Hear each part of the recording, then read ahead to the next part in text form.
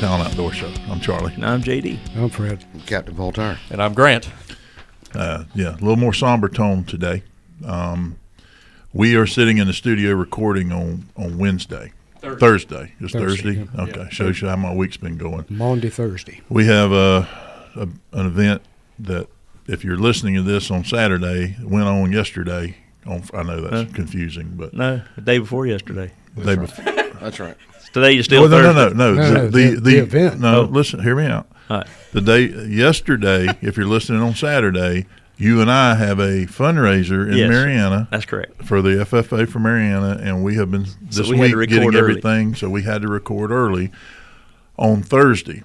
So the day before yesterday, if you're listening on Saturday, the active shooter situation or the active murder situation, I don't know, the mass murder situation, or whatever it ends up shaking out to be at FSU is ongoing as we are sitting here recording. They are still, we've got little to no information on this. Obviously, we have all kinds of sources in the community, but they're all too busy to talk to us right now. So I could call 20 different cops and get more information, but they're all busy. Not going to bother them. And not going to bother them, going to let them do their thing. Yeah.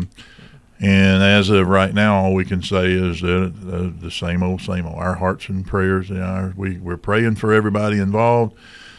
None of that's going to make a difference right now. There are some people probably in bad shape. There's a bunch of mess going on. All I know is that whoever pulled the trigger and shot innocent people, I hope that our friends in law enforcement find them. And if it's my choice, if it's up to me, they'd get shot. The only downside of that is that we wouldn't know why they did what they did.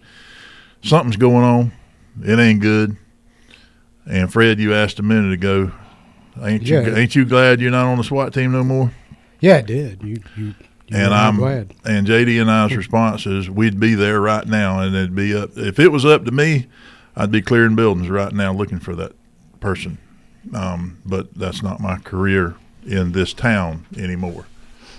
So no, we don't. It is extremely difficult, and I've been retired for over 11 years. I have zero desire to go back to being a police officer or anything else, but it's difficult. It was very difficult when this report started coming in. I really wanted to grab my stuff and go to campus to help. But we'd be the person that got shot at right. by cops because we don't can't do that anymore. But the desire is still there. So yeah, Fred, any good cop is going to want to be in the middle of it. Right. Shoot, I was pulling out of my office to go to lunch about the time it happened, and yeah, I started to head that direction myself. But what you going to do? And the thing is there's a difference in the protector class of people, the people with a protector mindset, the people who want to make a difference. The problem is this happened on a campus where you're not allowed to. You cannot have a firearm on that campus except in your vehicle. And now the dangerous part is if you are an armed civilian and you are trying to help out, there's a good chance you're going to get shot. Yeah. Because if you're running around with a gun in your hand, they're looking for a guy with a gun in their hand. Looking for a guy with a gun in their hand. You did see some of the footage with students coming out with their hands up. I mean, there's a reason for that. Well, when we do active shooter training, we stress when law enforcement responds, you keep your hands up. You do not have belongings in your hands. You keep your palms out and your fingers spread so that people don't confuse that. Anything, you have a cell phone in your hand.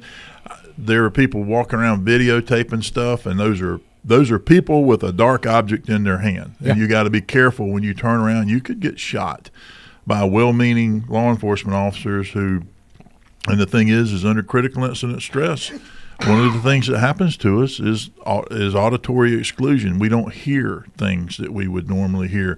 We don't see things. That's tunnel vision. We experience these things psychological, physiologically.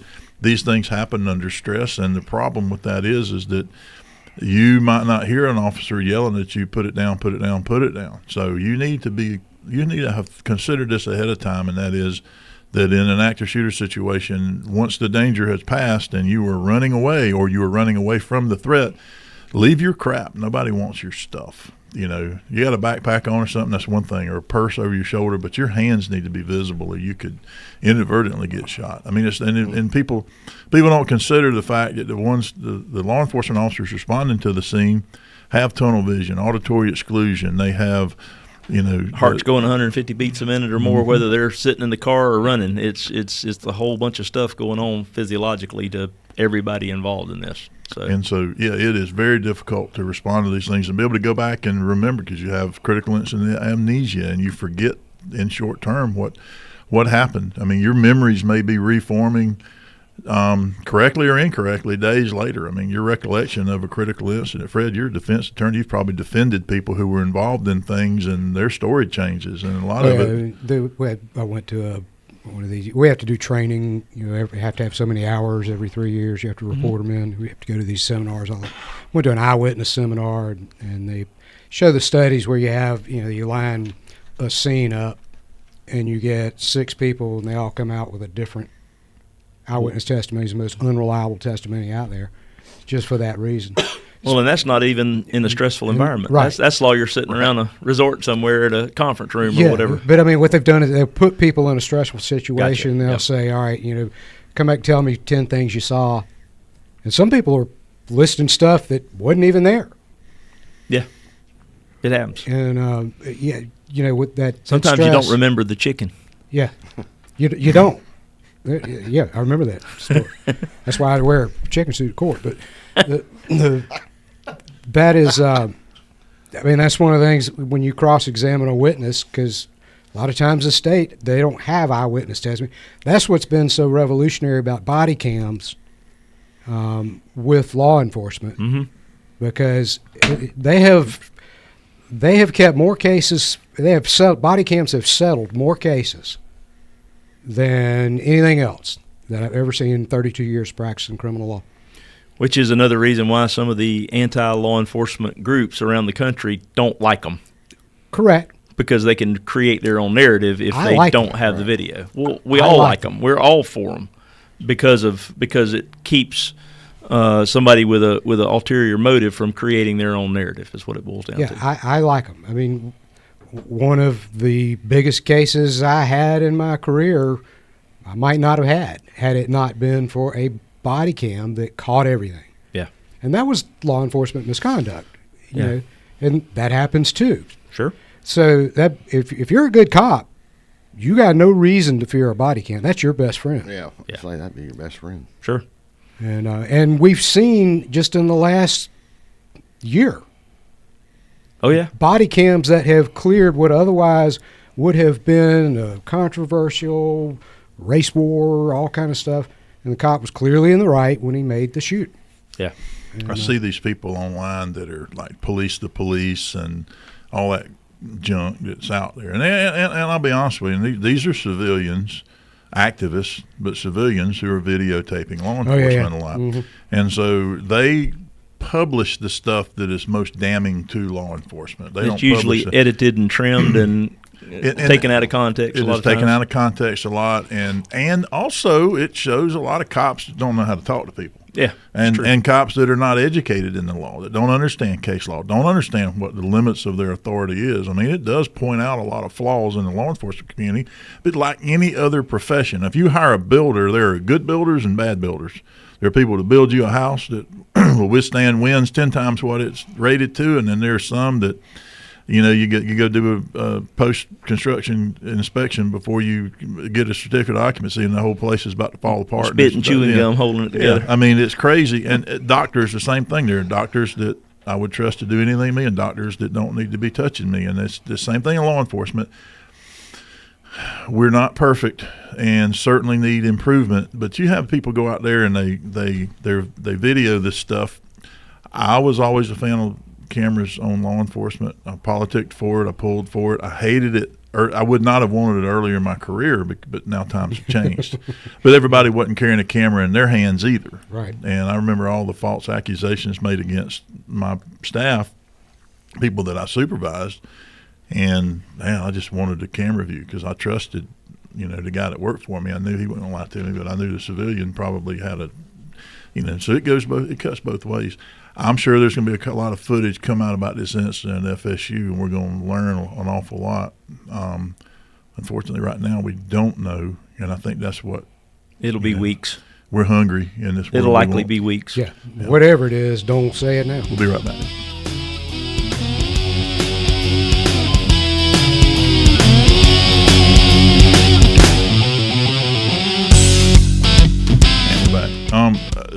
going on FSU, I did want to, and this is going to be a mixed blessing and a terrible time to do this, but Jason Trumbauer got promoted chief of police at FSU. He had been interim, but he got it the permanent. Yeah, and so he got made the FSU police chief on April 7th, and today is 10 days later. I was his supervisor. I was the supervisor of the FDO squad when he started working at FSU. I was his boss once upon a time. So yeah, they have grown. They have 91 sworn officers now between Tallahassee and Panama City, and probably a couple down in Sarasota. Yeah, he's a good dude. Before him, another friend of ours was acting, and before that, another friend, a friend of ours was Justin Malloy was before Trumbauer, and Justin, we've known Justin forever and a day. Same situation. Yeah. Trained him. And then Terry Brown was the chief. Before that, she and I got hired the same day at FSU PD, and that's our home. That's where we that's where you got were our at. start. We didn't have no active shooters back then. That wasn't a thing. No, we had some craziness go on back in the day. FSU was not necessarily safe, and the thing is at that time, our threat wasn't from an active shooter or something like that. It was from the neighborhoods around FSU, which have now been absorbed by all kinds of campus housing. I mean, if you drive around FSU now, it's getting like some of those other university towns. We were dealing back then with the crack epidemic and Frenchtown being across the street. Yeah, go down to Monroe's pool hall and do what now? Don't forget the streakers. I mean, well, we didn't catch you, so I mean, we didn't know it was you. I did have you. I caught 19 of them one night in one bunch. Yeah, all 19 of them. You'd have met me earlier. It'd been 20. I caught one that his fraternity dropped him off. He had to go knock on the door of a sorority or fraternity or something naked and then run, and then they left him. And I saw him hiding behind a tree around there by the band building. And don't look at them. I'm like, I'll get on the PA and I'm like, hey man, come here. And he takes off running down towards Mike's Beer Barn, and I'm like, that's the wrong way. Ain't no fraternities down that way. And so I drive around. I call out on the radio. I said, he ran into Frenchtown naked? Well, he was heading toward Mike's Beer Barn from FSU campus. So he was running down what street? Copeland Street towards Tennessee Street, and took a left and went running down the sidewalk. And I'm like, well, I'm not going to get out and chase some naked dude. But I took that Crown Vic that I was driving, and I drove down the sidewalk, along the wrong way in traffic, turned on the blue lights, and of course, I call out, I'm in foot pursuit, and I forgot my ID number back. It's like 54, whatever it was at the time. And I'm like, dispatch, I'm in foot pursuit with a naked guy, and we're heading in this direction at this location. He rounded behind the target copy and tried to run up that hill back there that was covered with kudzu. And so you got a naked guy trying to climb a kudzu hill that's almost straight up and down. And not good. And I got out, walked up there, grabbed him by the leg, said, "Hey man, come on down here." I said, I just want to get you home. Oh, okay. I said, well, which fraternity owns you? And he goes, what? I said, who put you up to this? He goes, I can't say. And I said, well, I got to take you somewhere. Which fraternity would you like me to take you to that doesn't have any responsibility for you? And he told me, and I drove down. What was the one in the curve by the oak tree that cars had hit down there south of the Pike House down there? Sigma Kappa. Whatever. Well, that's where it was. And I went down there and walked up there with this dude and knocked on the door. I'm like, they can't. Or Delta Kappa. Shuts the door on me, and I'm like, hey, I need you, fraternity president, come to the door. And he comes in, and he cracks the door, looks at me. I said, hey, man, this one belong to you. And he goes, I said, will you accept him? And he goes, yeah, man. He opened the door, and that dude hauled, because I told the kid, I said, just act like you got handcuffs on. And he ran through the house, and they're all laughing, and you could hear them after they shut the door. You hear them laughing, but when the door was open, I'm standing there in uniform. They were not laughing, but it was yeah, Fred. I'm surprised. What year did you start Well, you would have been prosecuting earlier in your career. I started right? prosecuting in '93. Okay. Well, then that was about the time that this happened in 91, 92. Okay. So It's possible it could have come across my desk. Dad calling, Yeah. probably wanting information. Sorry, Dad. Yeah, sorry, can't take his phone call. Yeah, I mean, I did have some of those cases. Did you start prosecuting straight out? Or? Yeah. Okay. Yeah. So all right. So when did you finish law school? 93, At FSU or somewhere else? Cumberland. Okay. All right. So you Alabama. weren't here. You No, weren't I here wasn't. during the years I was over there. You could have been. JD probably gave you some business back then. Oh, Oh yeah, I think I had handled a couple of his DUIs or some traffic stuff. Mm-hmm. I just remember Mike Rhodes. I prosecuted a lot of his cases. Got to be good buddies with him. Well, Mike made a lot of arrests. He did. He made an awful lot of arrests. Most of them were underage drinking.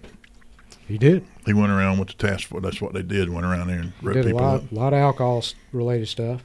Well, we did a lot of judicial referrals back in the day to the FSU court. Yeah.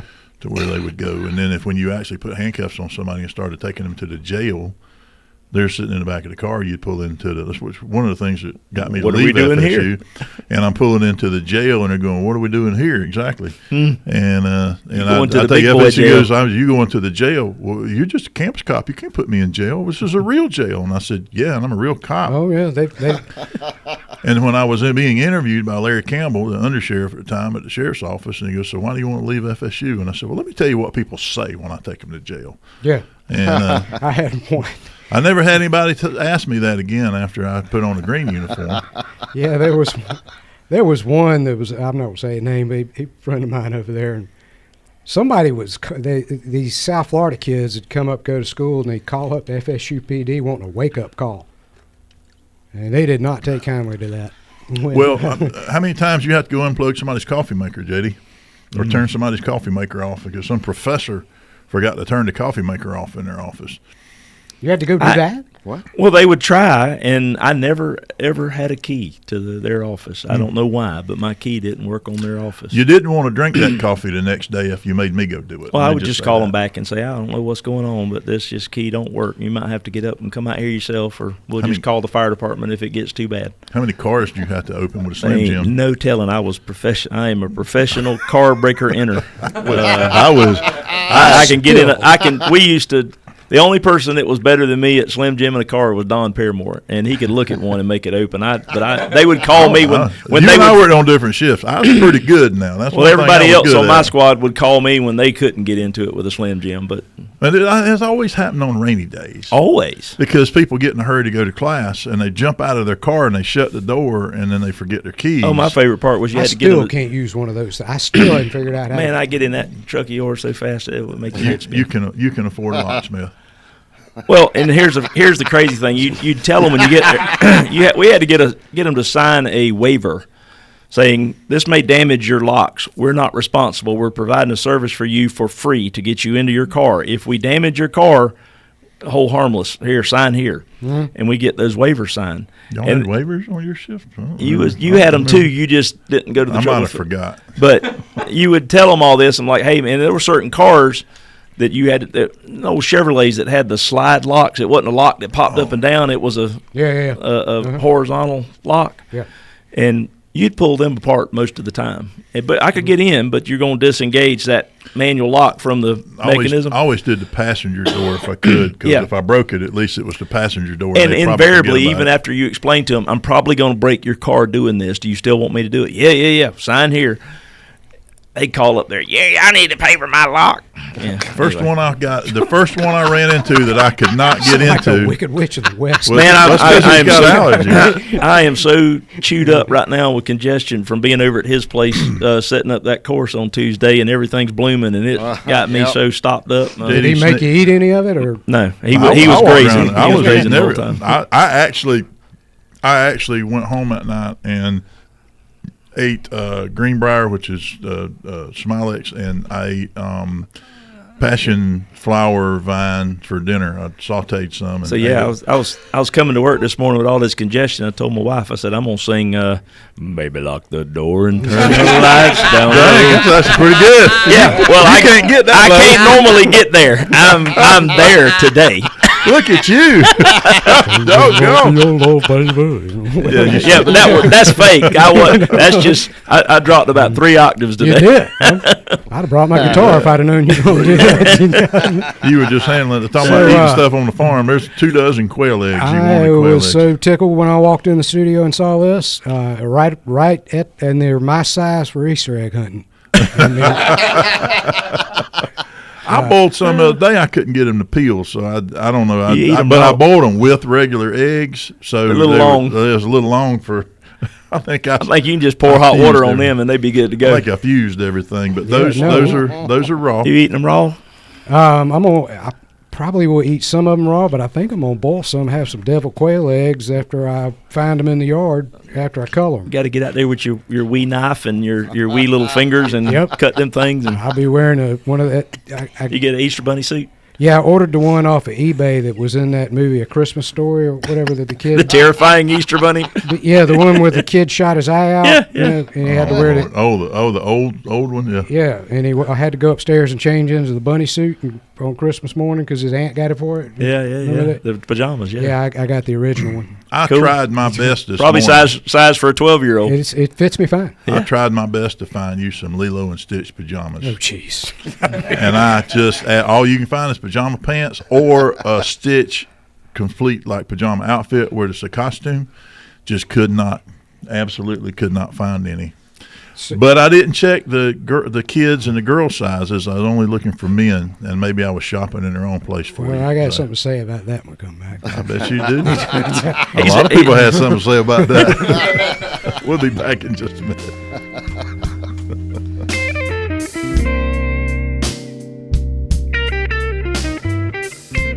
And we're back. Since this is a wiregrass segment, and folks in Tallahassee don't hear, talk a little bit about Dothan. We've got a guy. We just started building some rifles and stuff Up there. In Dothan. Been doing that here for a while. Oh yeah, you've been just between other people and you and the gunsmith and everything else over the years. I can't count the number that have been assembled here. Now in Dothan, if you are in the market for an AR-15 build, we have AR-15s for sale. I think currently we're carrying Live Free Armory brand in there, and it's a really nice setup for the price. I mean, it is a cool setup. Very for the good price. quality components there. Yeah, so you don't have to have one built. But if you have a special need, whether you want to build a pistol or a rifle, or you want to build, something in different calibers with different barrels, JD's still probably doing most of the part shopping down here for some of those. But here's the deal: is it can be built for you, assembled from parts there in the store, and you can pick it up. And generally speaking, we're not talking about, this is not a $500 AR. Just so people know that we're not going to build you a $500 AR because those are readily available on the market. Go buy one. We're talking about custom rifles that are, we finished out a 6.5 Grendel for Stuart Richardson, a buddy of ours, and so that's what I'm talking about. Stuff that's not readily available, and we're only going to build top shelf, top quality component guns. We don't do Chinesium. They're still not expensive though. No, they're not. They're not. Especially because you're getting 100% top quality American-made components. And we know everything's been assembled correctly. It's been torqued correctly. The difference between a $500 retail AR is you may have some semblance of a warranty out there that you can deal with the factory. If we put something together for you, if it was an assembly error, we're going to fix it. Yep, if it's a absolutely. part problem, then we'll address that as well. If it's a part that we sold you, then we'll work with you. We'll deal that. with the manufacturers on those parts because we know everything that goes into it and where it came from, and you can talk to the person that built it. Yeah, I mean that's the thing is and now there again, go buy you whatever cheap stuff you want, but if you want something in particular, instead of shopping 5 different stores, then figure out what you want. And come in and say, I want this with this on it, and this and this and this, and we can make that happen. And basically, it's going to be we pretty much charge for the cost of the stuff. Yeah. Just really, what are we charging for the actual assembly? Really don't. We if you buy the parts from us, I will bill one out for it. If you're paying retail for the parts. Mm-hmm. If you don't want to do that, whatever, then it's just, we kind of play it by ear, and it will have people bring some of their parts in and Mm-hmm. want to add to it or take away from it, or they'll bring in an upper and say, I don't want it to be 5.56 anymore. I want it to be 300 blackout. You're looking at a $40 bench fee for me to pull everything apart, and then whatever the cost of the barrel is or whatever. It's not exorbitantly expensive. Well, we value your business here, and so we know that there's other peripheral business that spins off of that. Sure. And so, now Are we you also selling the Talon juice there? Yes. Yeah, man. Yeah, We have we been don't- selling Talon juice I here got like to get it's some going more out of- Talon juice. Did you use it? Yeah, I It's on use the it. show. Yeah, And yeah, I got my fryer clean, but I don't know how dirty that fryer was. I got to go clean it some more, so I'm gonna need some more Talon juice. how'd it work for you on the fryer? I had to get the pressure washer out, but it did break up a lot of. There's a lot of Cooked up stuff, Yeah. and I used it on some other things. It degreases all right. Yeah.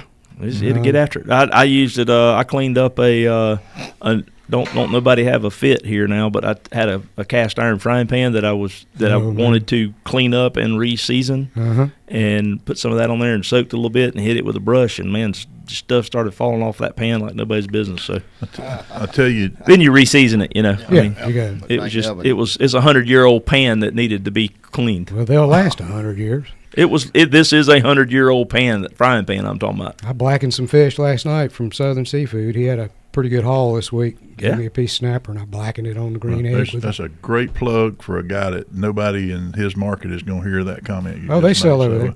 Did they? Yeah. Dothan? Yeah, they sell all over the Panhandle. We'll be right back.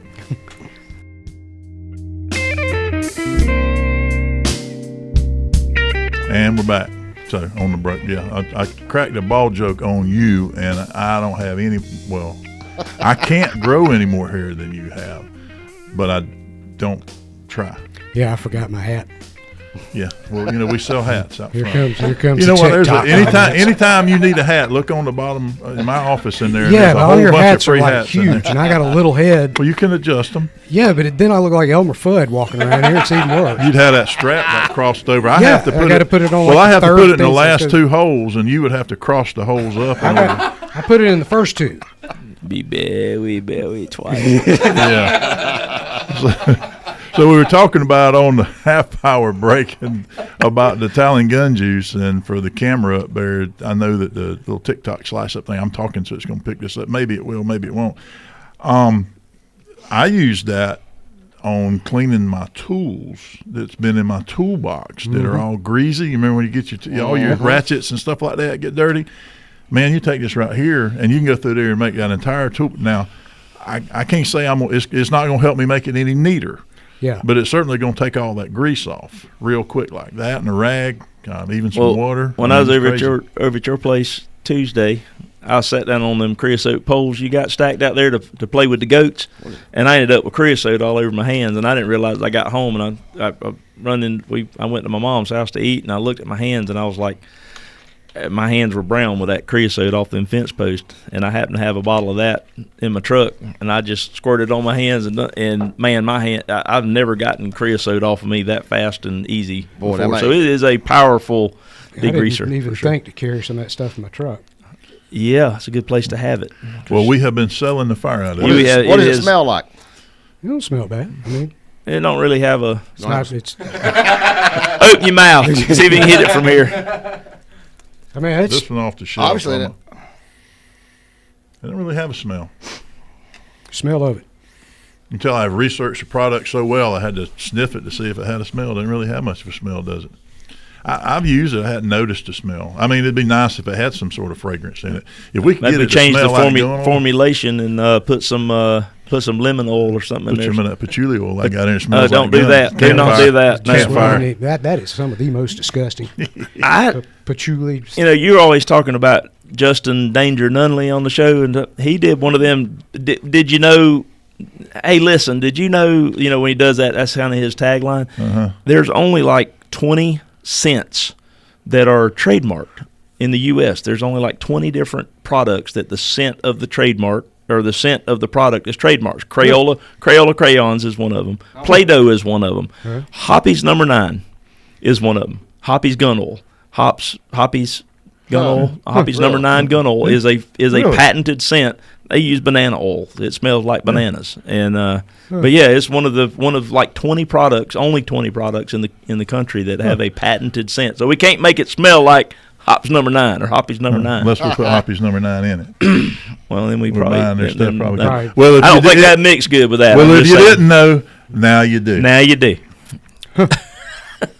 So anyway, Fred, you were going to tell us about being a short fellow. Well, yeah, I was listening to Clay and Buck on the way over to the studio today, and they're talking about short guys and versus tall guys and the dating scene and what women are looking for, and had all these women calling in talking about they wanted tall guys. And I did not realize that there is a name for a short guy who is relatively successful with a sense of humor and Okay. has an extremely hot wife. Well, you kind of described yourself there, Fred. So I think I did. You know what it's called? no, I'm called a short king. a short king. King. That's what I will not be referring to you that ever as that ever. You King never Chris. hear. Never hear. You can just call him His Highness. Hey, That's His lowness. henceforth, He is a defense His attorney. Highness. henceforth, I will be sitting on a throne in this. We're gonna move a throne in here. There's one right around the corner. It's got a picture of a guy on there. It says Well, I mean- And men. I think I'm gonna try. I'm gonna get me a Burger King hat, sit up here.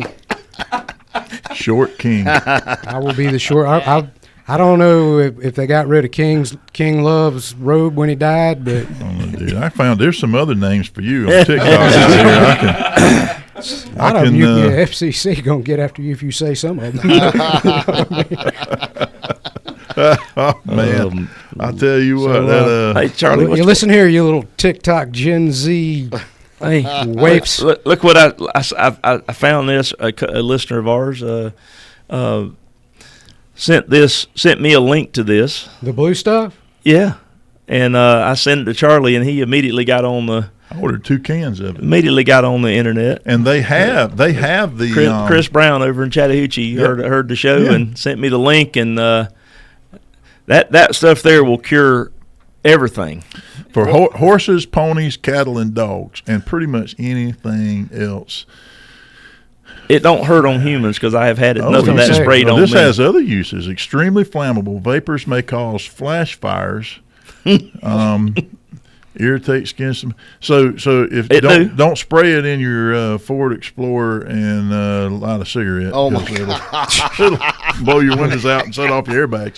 Well, But that stuff No, but right you there spray it makes, on yourself But they if you do spray make a something else in lotion. your Ford I Explorer. remember the lotion had like a dauber on it. or yeah, it had something. old wick down in there that you could. It had old. That's what we always had. Was that the old like a cotton ball on the well, on it the end of a it's the wick? same thing that you have on your PVC glue. You Yep. had the little dauber on the end, and You could daub some of it on there. You didn't have to pour nothing down you. I'll see. But that spray works. Because I've got some pigs that need their private parts cut off, and so I ordered me some. I ordered me 2 cans of this, and I ordered me some disposable scalpels because I found out when I was a kid that it's hard to keep a knife sharp When you're when cutting you them do it. off. Yeah, you end up having a saw on them by the time That's it's over. not- And that's the not pig good doesn't for you. enjoy it, neither do I. Yeah. I can remember my And, granddaddy taking a whetstone and laying it up on the top of the fence post, and he'd hit that old timer 2 or 3 times and cut a couple and hit it again and cut a couple. But we was cutting little pigs that was, they little bitty things, and always. Which is when's the right time to do it? Yes, but when you buy 6-month-old pigs, and you go, and they I got don't jangles. need- You got to get them I jangles don't need off. that many boys. They're out there. They're out there. I never mind. That didn't gross me out as a kid. The thing that grossed me out is when they clip their teeth. Yeah, There's something about that sound. It's just that crunching sound, and I think it's one of the reasons I don't like to go to the wire dentist. cutters. The Yeah, wire wire cutters. dikes. Just pick them Yeah. up and just And- crush. It snaps and crushes. Yeah, it's kind of nasty. What's the matter, Fred? Y'all. What? You When obviously I- didn't grow up on a farm. No, I grew up on a farm. I didn't watch that part. You didn't. You were not forced to participate I didn't- in the farm activities. When they pulled that blue thing out where you put the cow's head in there, you had to lock him in there. I was like, all right, I'm going home. I got one of those. A shoot. I hadn't picked it up yet, but I got a squeeze chute coming. Squeeze You chute. just squeeze it on there and do that. Man, I was an expert at taking them old like a pair of pliers with 2 balls on the end of it, and you grab that when you get ready to worm the cow, you can't get a cow to open their mouth. They don't want to open their mouth, so you take that pair of thought you pliers that called had a it chain on it. those No, clippers. not that. Oh, This was a giant pair of pliers that you opened up, and it had two big old steel balls on there. And what you did is it had a chain on there, so when you pulled the chain tied, you got them pinched, and you pinch them in the nose and lift their head up, and then you take a caulk gun with some wormer in there, and you stick it down their throat and give them a couple shots, and when I see women with those piercings with the two little balls, that's what I think about. Exactly what I think about. I'm like, we used to put those in cows so we could control them. Exactly. If you ever get in a fight with anybody with any facial piercings, especially pull that ring through their nose, that's the first thing you grab. Pull that first. You win by default. I mean, who in their right mind? You go blowing your nose. Oh, here we go. Gosh. You put a piece of metal in your nose, and you go blowing your nose. Where do you think it's going to go? I mean, what do you think in putting a piece of metal in your nose? That Who booger thought filter. that was attractive? That's that booger catcher. Yeah, especially this time of year, you could start bleeding in the pollen, and you get the squigglies all caught up in your nostrils. God, that's nasty.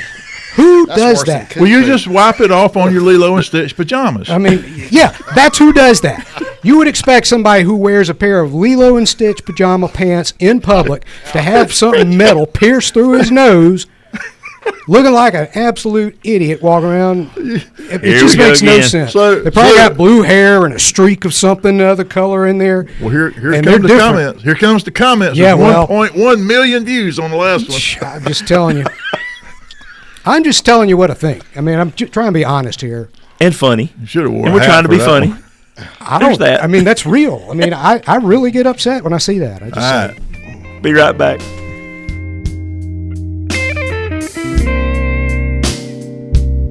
And we're back. So we're talking about fishing? Yeah, we're talking about fishing. Yes. I don't know. Are we talking about fishing? Have you been fishing? Yeah, I sure have. And? They're still biting. We're moving into for the bass. They're moving into post spawn, and guys, I had a lady call me Victoria, and Dan McLemore. They've been listening to the show. Somebody call you Victoria. You don't No, look I like said a the Victoria. lady named Victoria. Oh, okay. 'Cause I thought you said the same They've been thing. listening to the show since y'all started. Bless And her heart. loves the show, especially she said JD and Charlie, but she ain't knowing about Fred yet. But I'm That's just probably kidding. why I'm she just liked the kidding. show. But this good folks, they're going to come up and going fish with me next week. We still don't know about Fred. Jury's still out. I'm still wondering. But man, I tell you that you got some shell crackers still bedding.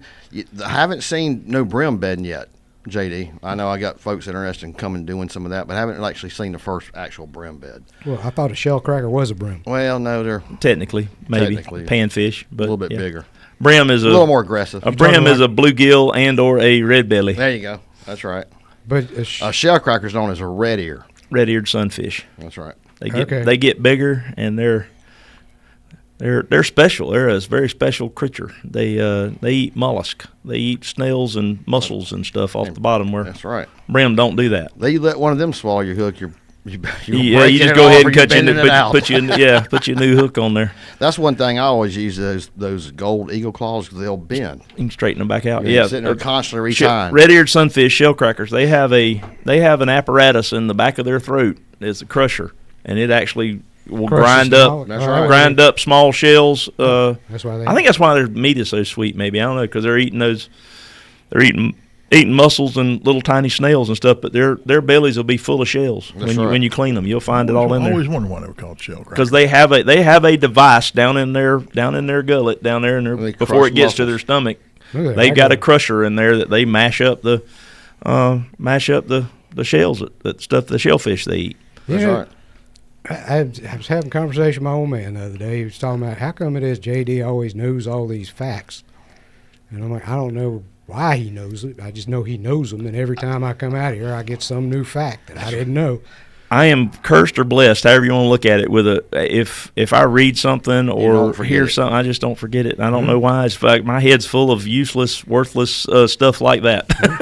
bought you a whole box full of it. Yeah. See, I have tried not to open that box because I'm running out of space as I get older. Now your head will just get bigger. Well, I fact check him sometimes just to see when And he says you stuff. see he's right.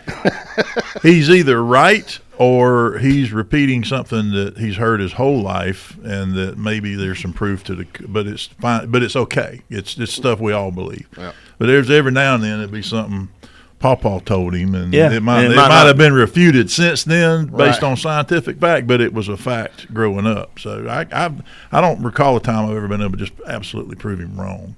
So I go with whatever he says. Well, that's kind of like. And if it's a gun, I just go with it by fact because I can't. I mean, I think he may be the source of a lot of gun facts. Which I found. I found a series on one of the streaming things that is just like all the guns, American guns. There's all these things, and going back and looking at the history and the sources of all the stuff back to before the Revolution and that. Man, that is just interesting to me. I'm boning up on some of this stuff. So when JD says, "Hey, come in here, you got to see this," it won't be completely foreign to me. But he could show me a gun, a different gun every day the rest of our lives, and I still wouldn't know a mere fraction of what he knows. Yeah. And I don't need to because he does. Yeah. I go, "Hey, what's this?" And he tells me. phone a friend. Yeah, I was like, "Yeah." If I'm ever on one of those things, it says historic gun facts for 1,000. I go, "Yeah, let me take that." Can I phone a friend? Yeah, hang on. That's right. Hey, JD, what is it? Well, there's a lot of people out there that are probably know more than I do. They do. I tend to listen and read, and I just have the ability to remember. It's just a memory. You should go on Jeopardy. I do. Yeah, Some nights on Jeopardy. I watch Jeopardy pretty regular. I mean, I do. It's that's kind of one of our. If we're at the house and me and the family sitting around, we watch Jeopardy. And there are some nights when I could absolutely kill it, and there are some nights when they get into the paintings and the operas and all those obscure that stuff that I have no interest in. That's the stuff that don't matter. I'm lost. But if they put the category on things that make you go, I mean, Well, you'd win that one outright. Geography and stuff like that, I do good. I do good at Trivia Pursuit. It's just depending on the category. And believe it or not, my wife is better at sports facts than I am.